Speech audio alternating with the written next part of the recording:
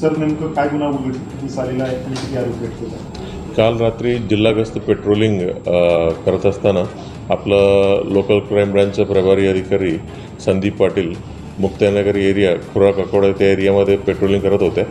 तेव्हा पेट्रोलिंग करत असताना एक रोड साईडला खुंड गावाचं जवळ एक रोड साईडला एक इनोवा गाडी उभं होते आणि पोलिसांचा गाडी बघून अचानकपणे 3 माणसं त्या गाडीत चढलं आणि पळायला सुरू केलं आणि ते पडण्यावरून संशयित आला आणि त्याच्या पाठलाग करत ते पाठलाग करायला सुरू केलं आणि पुढचं जे पोलीस स्टेशन होतं आपलं मुक्ताईनगर पोलीस स्टेशनला सांगितलं आणि बुलढाणाला 1-2 पोलीस स्टेशनला देखील सांगितलं होते आणि त्याच्यानंतर ते कुठल्याही नाकाबंदीमध्ये थांबत नव्हते.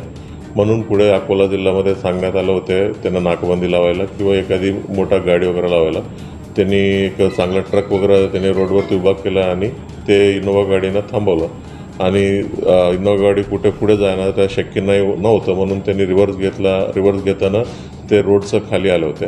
मग आपलं रोडचं खाली गाडी आलं आणि गाडी थांबलं. अशा विश्वासानं आपलं पोलीस टीमचं संदीप पाटील आणि इतर 2 कर्मचारी गाडीचं खाली उतरल्याबरोबर रिव्हर्स घेऊन आपला पोलीस अधिकाऱ्यांचा अंगावरती गाडी आणायचा प्रयत्न केला आणि त्याच्यामध्ये आपला पोलीस इन्स्पेक्टर संदीप पाटील देखील त्याच्यामध्ये किरकोळ जखमा झाला.